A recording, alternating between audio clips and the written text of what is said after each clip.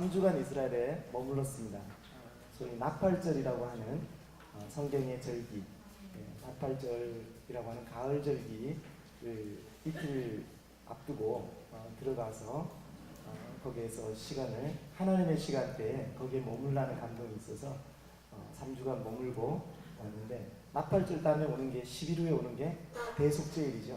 대속제일 다음에 또 15일째 되는 날이 초막절이 시작이 됩니다. 그렇게 해서 이제 성경의 그 예언이 하나님의 그 성경의 예언 성취가 안 되고 기다리는 절기가 가을절기예요. 우리가 이미 알고 있는 바와 같이 예수님께서 정확하게 언제 돌아가셨죠?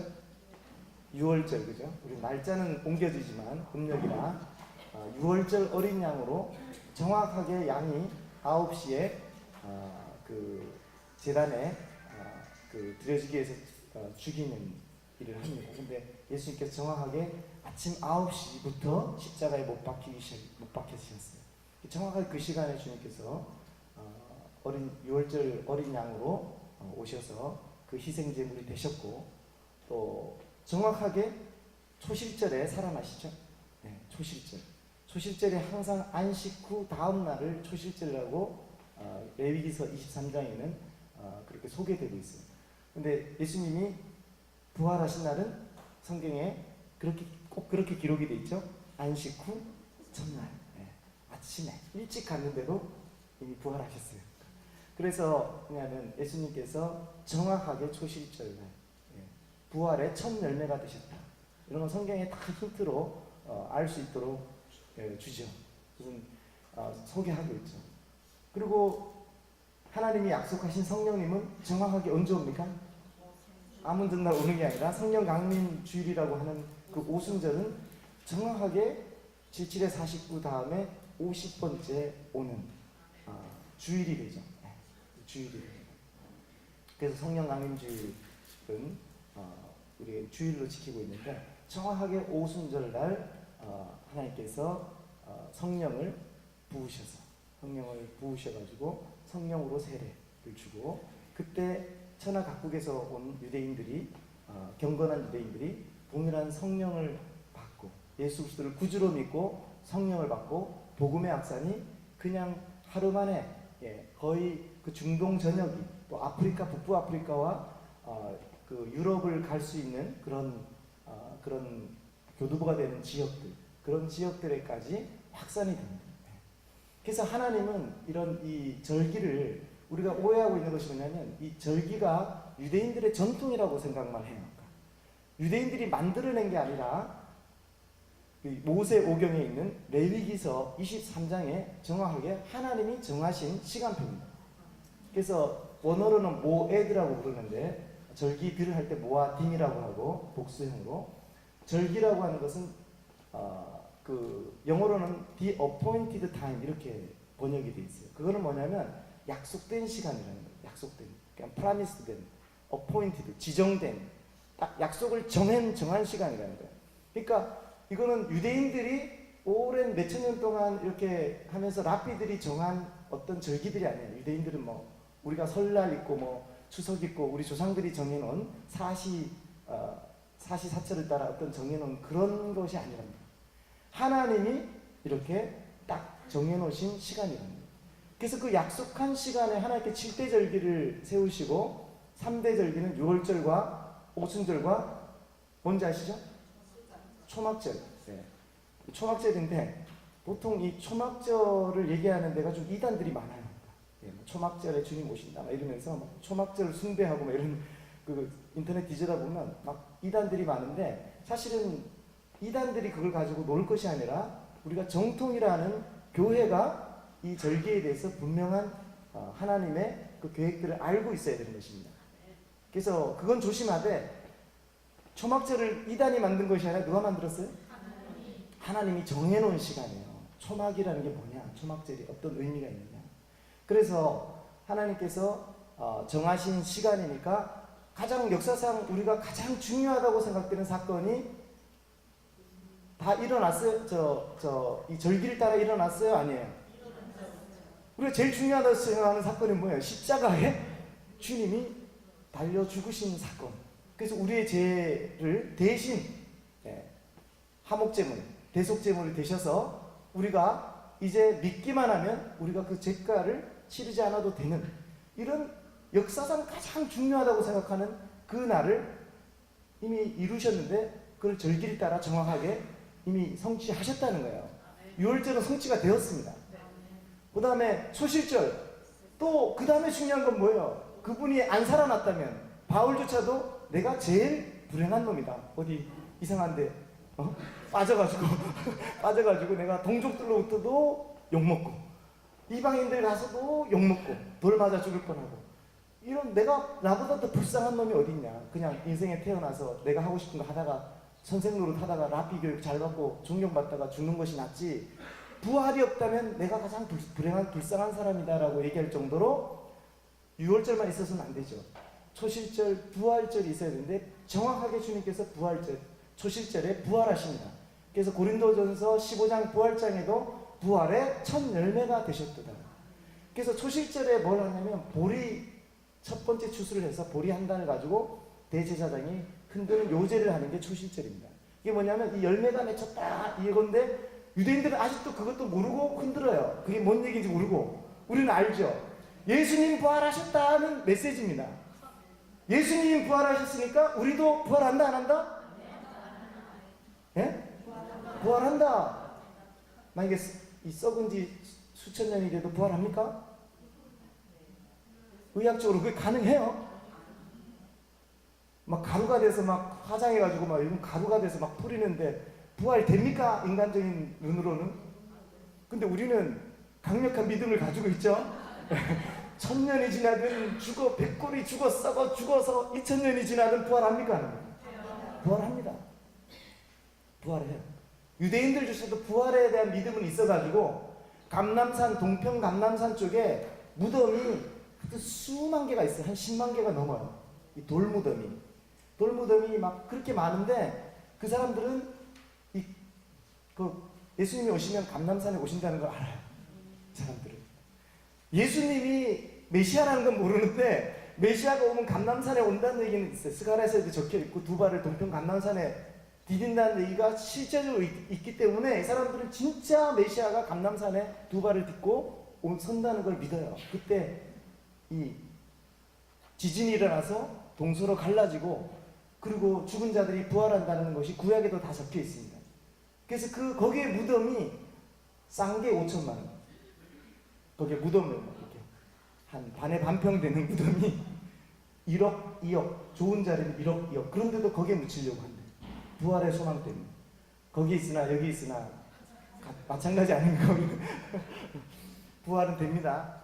그래서 이 정확하게 하나님께서 그 약속하신 시간을 따라 일을 진행한다는 것. 그리고 예수님께서 승천하실 때도 오순절 10일 전에 승천하실 때도 그 오순절이라고 언급하진 않았지만 아버지께서 약속하신 것을 너희가 어디서 기다려야 돼? 예루살렘에서 기다리라. 예. 왜냐하면 3대 절기는 유대인 남자들, 그 성인 남자들은 1년에 3번씩 어디에 올라와야 돼요? 꼭 예루살렘에 올라와야 돼요. 갈릴리까지 가면 안 돼요. 예. 갈릴리가 좋다고? 예, 텔아비브 거기에 지중해 바다가 좋다고 해서 거기에 머물러서는 안 돼요. 어디까지 가야 돼요? 꼭 예루살렘에 와서 그 얼굴을 하나님 앞에 보여야 되는 게 유대인들이에요. 근데 역사상 이들이 흩어지고 이게 거의 불가능한 지경이 됐죠. 그죠?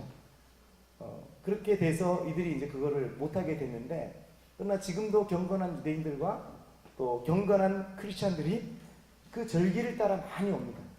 많이 오는데 제일 많이 오는 절기가 언제인지 아세요? 6월절 3대 절기, 6월절, 오순절, 초막절 이 3대 절기 중에 제일 많이 오는 전 세계 그리스도인들이. 네? 한번 뭐 찍어보세요. 셋 중에 하나겠죠. 자, 1번 6월절이다. 손 들어보세요. 네. 또 6월절 중요하니까, 그죠? 오순절 화려하잖아. 성령님이 임하시고 오순절이다. 세 번째 초막절이다. 와, 찍는 실력이 상당한 건지 아니면 영적 감각이 있으신 분들, 역시 기도하는 분들은 영적인 지식이 있는 것 같아요. 초막절이 제일 많이 와요. 초막절. 다음에 제가 강의할 기회가 있으면 그 초막절에 일어난 일에 대해서 영상으로 한번 준비해서 보여드릴게요. 오늘은 준비가 안 됐고. 근데 초막절이 제일 많이 옵니다. 요번에 우리나라 사람들이 이 초막절에 한 그 열방 컨보케이션이라고 열방이 막 70개국 넘는 데서 모이는데 여기에 우리나라 사람들이 그 비싼 돈 들여서 몇 명이나 간 줄 아세요? 듣기는 300명 넘게 왔어요. 300명 넘게. 그 한 집회에.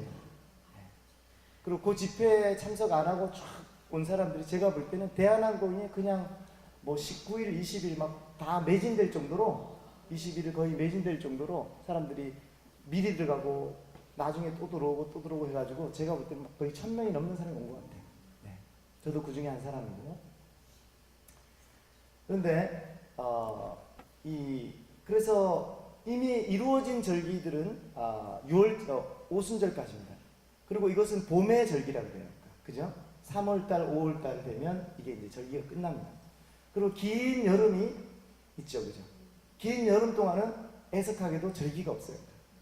소위 말하는 유대인들이 좀 먹고 놀만한 절기가 없어. 긴 여름은 그냥 지나갑니다. 그러다가 우리가 이제 추석 때가 거의 뭐예요? 초막절이에요. 추석 때. 우리나라 추석하고 거의 맞아떨어지는 시간이 초막절인데 가을이 돼야 뭔가 추수가, 그래서 이제 초막절을 수장절이라고 하잖아요. 수장절은 뭐예요? 열매를 거두어서 보관하고 저장한다는 의미의 수장절인데, 왜냐하면 이 가을에 모든 추수가 끝납니다. 가을 지나서 겨울에 뭐 딸 게 없죠, 그죠? 예. 봄에 거두는 것이 있고 여름에 좀 따먹는 게 있는데 가을에는 모든 최종 파이널 결론이 나는 거예요, 그죠? 모든 걸 말하자면 추수한다 이거죠. 곡식, 포도, 또 열매. 초막절에 가면, 이제 가을에 가면 이스라엘은 진짜 뭐 먹을 게 많아요. 예, 먹을 게. 석류도 많고, 또 뭐 아보카도, 우리가 좀 잘, 망고, 예, 이런 거 싸요. 싸고 많고, 우리가 먹는 감, 사과, 귤, 오렌지 다 있습니다, 이스라엘. 우리나라는 거기에 비해 좀 수박이 좀 괜찮죠. 근데 그건 메론 종류 같은 것도 많이 있고. 근데 이게 모든 것을 이제 추수해서 끝나는 거예요. 밭에 아마 뭐 계속 뭐 겨울에도 자라는 게 있겠습니까? 하나님의 시간표가 이렇게 정확한데 뭐냐면 긴 여름 동안 뭐냐면 선교에 때문입니다. 추수를 위해서 열심히 일해야 될 때문이에요. 우리가 그 시간들을 지나오고 있는 거죠. 그래서 막 농부들이 여름 막 지나고 나면 막 지치고 막 가을 이제 이게 추수할 때가 되면 이제 그죠? 어떤 면에서 한여름 계속 고생을 했죠. 뭐 거기가 체력이 다 바닥이 나는 때. 지금 우리가 많이 피곤하고 만성피로와 막 힘들고 이런 거는 거의 끝자락에 왔다는 거예요.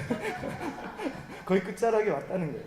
예. 뭐 여기 지금 제가 얼굴들 뵈니까 다 뭐 교회 뭐 1, 2년 봉사한 얼굴이 아니야.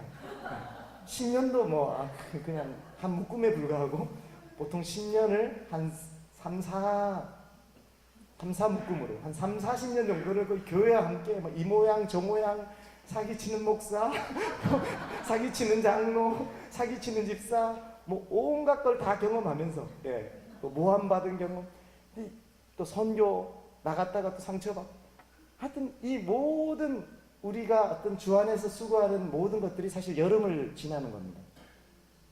그래서 예수님께서 말씀하실 때 무화과나무 비유를 하실 때 그 무화과나무 잎이 연하여지고 그 가지가 연하여지고 잎을 내고 또 그러면 여름이 가까운 줄 너희가 알듯이 인자가 곧 문 앞에 이른 줄 알라, 이렇게 얘기할 때 이 여름이라는 단어가 테로스라는 단어예요. 근데 이제 언어 유희를 하신 건데 뭐냐면 여름이 끝인 거예요. 원어로 끝이라는 단어는 텔로스입니다. 텔로스. 그러니까 텔로스. 그러니까 여름이 끝이야 라는 거를 연상시키게 하는 거예요. 근데 실제로도 뭐냐면 우리가 이제 나팔절 이렇게 하니까 나팔 부는 절기, 그런 특징이 있습니다. 자, 그때가 나팔을 부는데 왜 제사장들이 나팔을 붑니까? 새해를 알리는 거예요. 새해. 해가 딱 떨어질 때 이제 그 하루가 시작되는데 그때가 신년이 시작되는 거예요. 이건 창조력 신년인 거예요. 창조력 신년이 해가 넘어가는데 그래서 5778년이 됐거든요. 유대력으로는 지금 우리는 아직 해가 안 넘어갔죠. 2017년이잖아요. 근데 이미 유대력으로는 해가 넘어갔어요. 창조력으로 5777년이었는데 같이 7자로 맞아 떨어졌는데 벌써 5778년으로 해가 넘어간 줄 몰랐죠. 정보로 좀 주셔야죠. 정보를 저한테 제가 비싼 돈 들이고 가서 그래서 이게 해가 넘어간 그때 나팔을 부는데 나팔을 부는 의미가 바로 새해가 시작됐기 때문에 부는 거예요. 새해가 시작됐기 때문에. 그러면 뭐예요? 성경의 그 계절로 볼 때 우리는 겨울 한중간에 새해가 시작되죠. 그죠? 네. 뭐 가을 끝나고 겨울 시작될 때도 아니고 또 봄이 시작된다고 우리가 새해가 시작되는 게 아니에요. 우리는 계절로 보면 애매해요. 양력은. 이 태양력은 뭐가 이게 안 맞아요. 하나님의 시간표하고는 전혀 달라. 왜냐하면 하나님이 만든 시간표가 아니잖아요. 그레고리력. 예. 이방 사람들이 만들어 놓은 걸 전 세계가 쓰고 있는데 그거 대다수라. 그러나 하나님의 시간표로 들어가면 이 원력입니다. 원력이고 딱 30일. 그래서 1년에 365일이 아니라 5자를 떼고 1년에 360일로 계산이 돼요. 1년에 360일로 들어갑니다. 그래서 이게 연도가 안 맞아요. 이게 몇백 년 지나가면 한 해가 생기는데 우리도 음력으로 하다 보면 가끔 뭔 년이라고 하잖아요. 윤년. 요게 아닙니다. 윤년. 예. 윤년이라고 젊은 사람들은 몰라요. 이게 뭐 이런 게 있어. 이게 귀찮아. 그냥 우리는 태양력 쓸 거야. 그리고 이제 그냥 가는데 이렇게 이게 정확한 거예요. 그런데 하나님은 뭐냐면 이 농사와 딱 맞춰서 이걸 딱 짜는 거예요. 그래서 여름이 끝난다는 것은 뭐냐면 모든 추수가 끝난다는 거예요. 가을로 들어간다. 모든 추수가 끝나고 수장하고 다 곡간에 들이고 가을로 들어간다는 얘기는 뭐냐면 모든 것이 마무리되는 거예요. 엔타임이라 이거예요. 끝난다 이거예요. 종말이라 이거예요. 그래서 긴 여름을 지나고 난 다음에 나팔절, 대속제일, 초막절은 무엇을 상징하느냐? 예수님의 다시 오심을 기다리는 절기라 입니다. 예수님 다시 오실 때 우리가 들어야 될 소리가 뭐예요? 그거 못 들으면 큰일 납니다. 나팔 소리 못 들었다 이러면 안 되는 거예요. 난 안 들렸는데요. 자기 문제지. 하나님은 부셨을까요? 안 부셨을까요? 부셨죠. 크게 부셔요. 크게. 근데 이 유괴 소리로는 안 들리죠. 왜냐하면 제사장이 부는 땅에서의 나팔 소리 다 들리게 하려면 하나님이 다 세워놔야 돼요. 우리나라에도 지역마다 다 나팔 소리 세워놔야 되는데 복잡해요. 그거 그렇게 안 하셔요. 어디에서요? 공중에서. 주께서 호령과 천사장의 호령과 데살로니가전서 정확하게 보죠. 주께서 호령과 천사장의 소리와 나팔 소리 이 세 가지가. 그러니까 나팔 소리가 공중에서 하늘에서 들린다 이거예요. 그래서 나팔절이 주님의 다시 오심의 그런 소리와 딱 연결되어 있는 거예요. 나팔 불 때 끝나는 겁니다. 모든 역사가 그때 그 소리와 함께 이전과 이후는 완전히 달라질 것이에요. 그 나팔 소리와 동시에 우리는 어떻게 되는 거예요? 눈 깜짝할 사이에 변화되어서 자기도 자기를 알아볼 수 없는 몸으로 영광스러운 그 부활체를 입고 얼마나 가벼운지 공중에 떠버려요. 공중으로 날아올라 주님을 공중에서 맞이한다고 돼 있어요. 얼마나 영광스럽습니까? 그죠? 이런 지구상에 이런 일이 일어났다면 주님의 부활은 초라하기 짝이 없는 역사예요. 약속. 지금 초실절 별로 사람들이 중요하게 안 여기잖아요. 그죠? 초실절 언제 지나가는지 다 모르시죠? 부활절 생각하시면 되는데 초실절은 뭐냐면 주님 혼자 부활하신 사건이에요. 그것이 위대한 것이 뭐냐면 부활의 약속이니까. 그리고 정말 죽었던 자가 부활하여서 영광스러운 형체로 입은 역사가 있습니까? 없어요. 죽었다 소생하는 일들은 있어요. 그죠? 소생한 일들은 있지만 주님처럼 부활한 역사는 없습니다. 그거는 차원이 다릅니다. 그런데 그것이 약속이 되어서 언젠가 나팔절에는 그 소리와 함께 하나님이 예정하시고 구원하신 그 사람들이 다 일어나 무덤도 열고 나고 죽은 자가 먼저 부활한다 했으니까 산 자는 산채로, 이게 빨리 죽을 분들이 별로 없어서 보니까 다 우리는 산채로 변화되는 이런 역사상 또 이렇게 특권을 누리는 사람도 한 번도 죽음을 경험하지 않아요. 삶에서 그 대신 죽음을 많이 경험했죠, 그죠? 네, 죽을 것 같은 그런 경험했는데 진짜로 육체가 죽은 적이 없는 채 그냥 곧바로 변화되는 이것은 바울도 경험 못 해본. 바울도 죽었지, 그죠? 네. 엘리야 같은 체험, 네. 엘리야 같은 체험, 네. 에녹과 같은 체험. 우리 에녹과 엘리야는 신기한 두 사람 중에 한 사람이잖아요, 그죠? 네. 모세도 뭐 이렇게 들렸다, 그냥 들렸다 이런 설이 있어요. 그러니까 시체를 찾지 못했기 때문에. 근데 어쨌거나 그거는 설에 불과하고 진짜로 성경에 소개하는 사람은 죽음을 보지 않고 옮김받은 사람이 있잖아요, 그죠? 이것이 뭐냐면 하나님이 이렇게 하실 수 있다면 지금 왜 그렇게 못해요?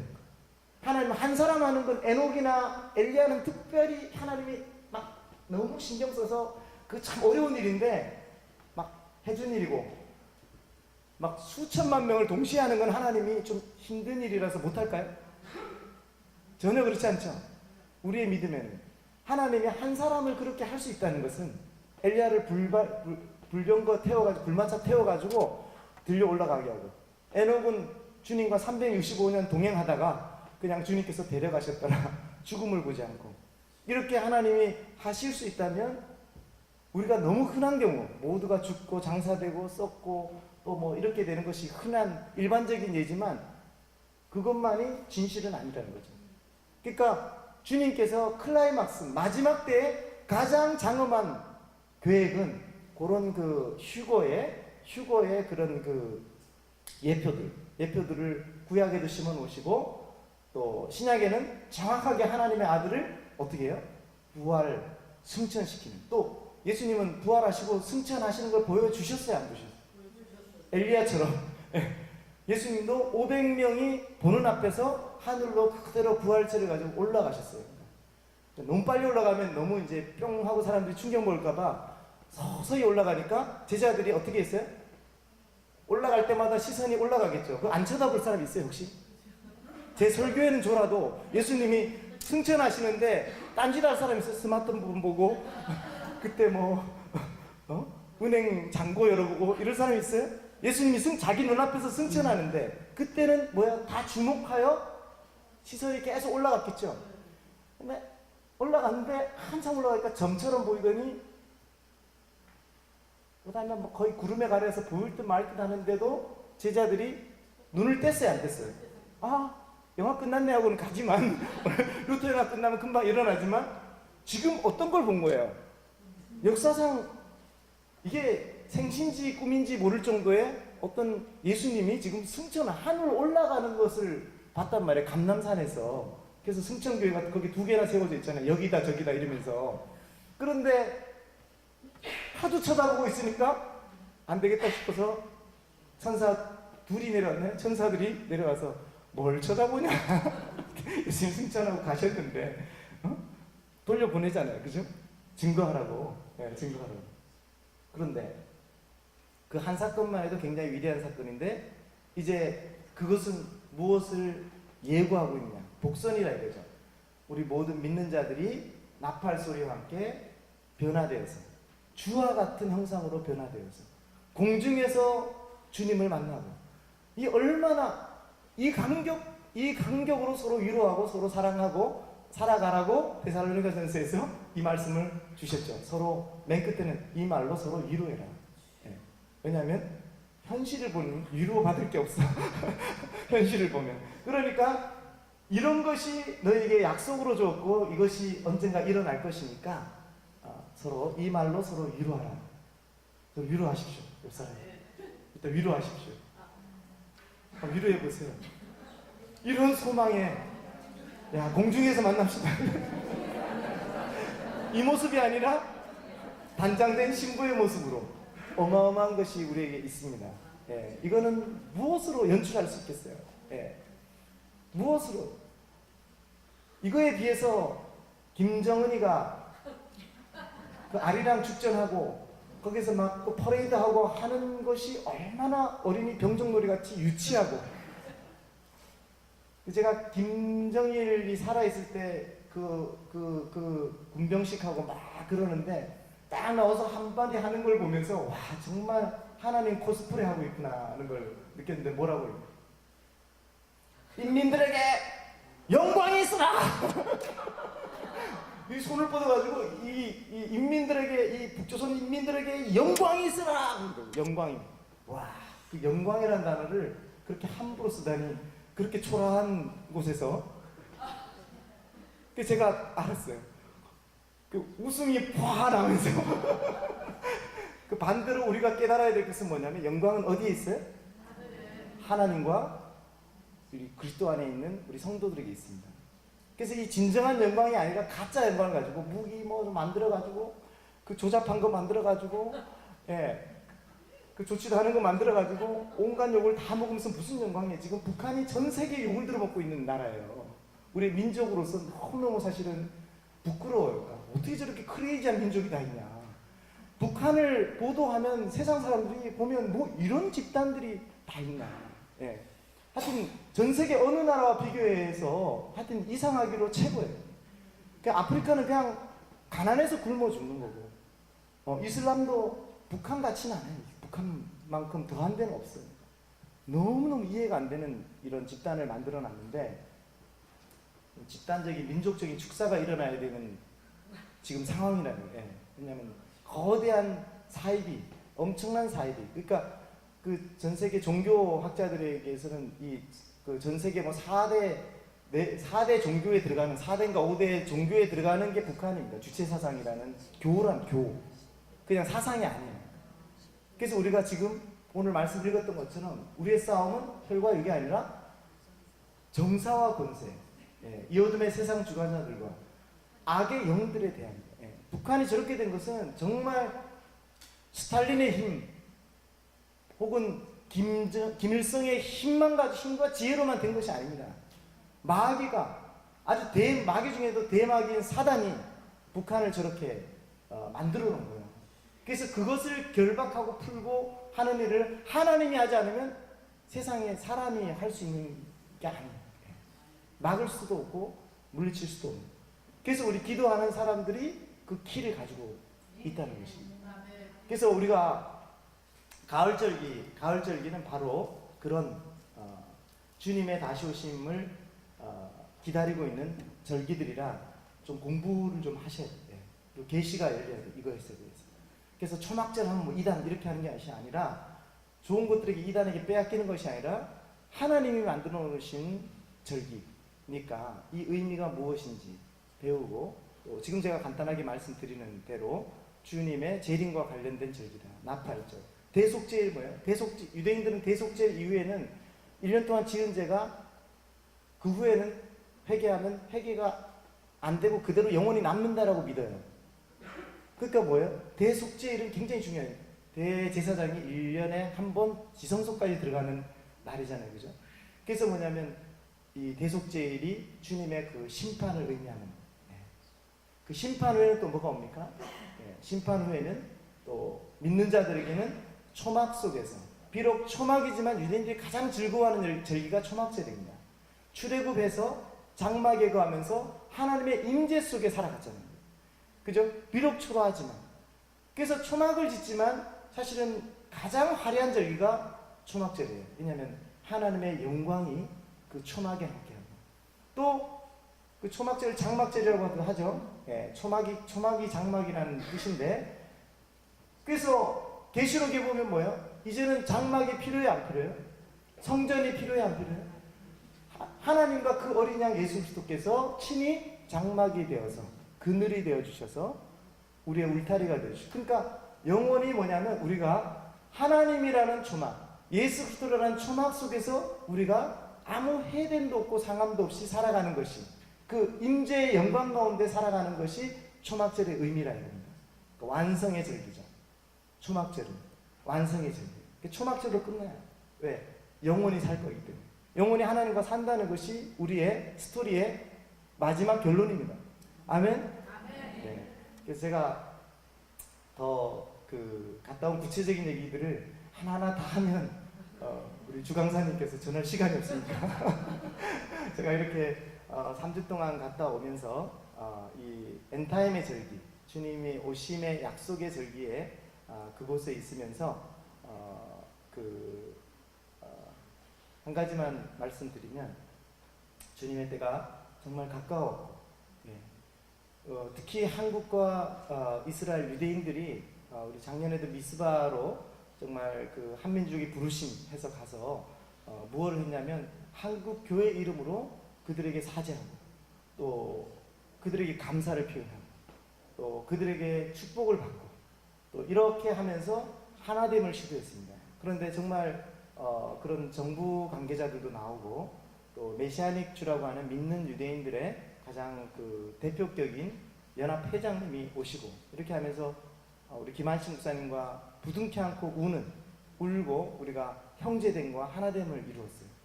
그런데 지금 이 마지막 때 숨겨진 비밀이 무엇이냐? 우리 유석군 목사님 오셨었나요?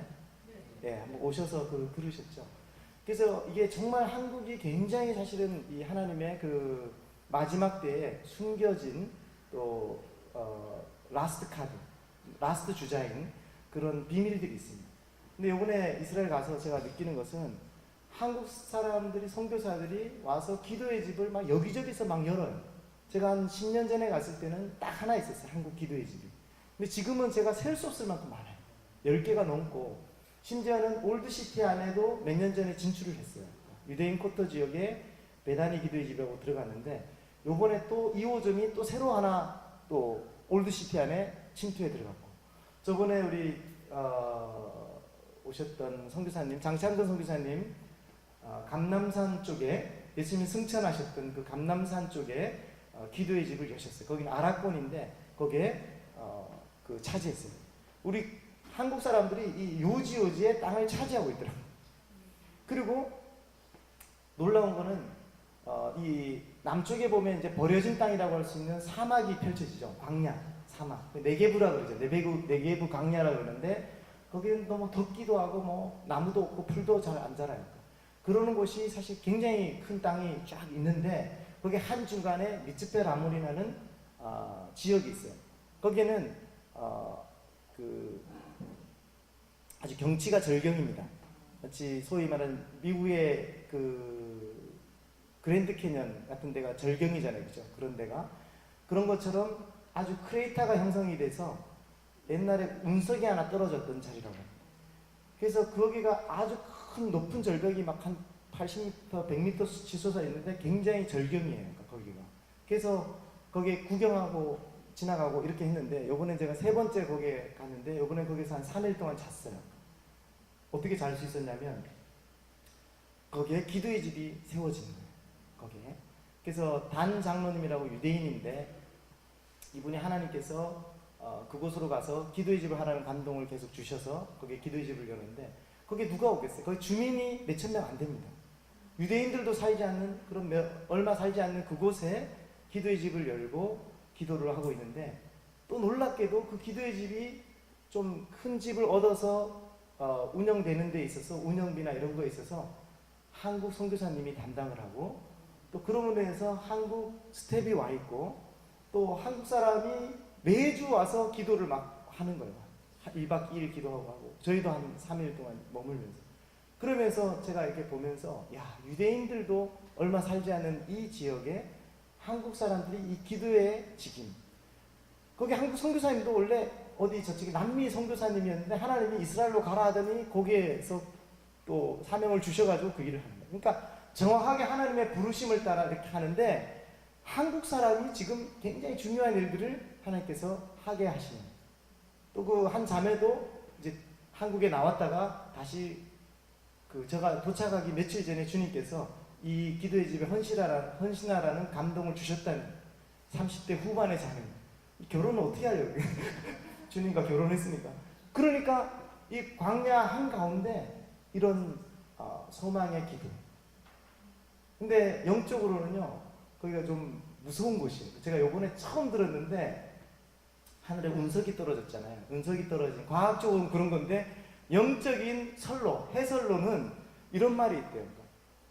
사단이 하늘에서 떨어졌잖아요. 떨어진 별이잖아요. 그죠? 성경에 그렇게 얘기하는데, 실제로 떨어졌다 이거예요.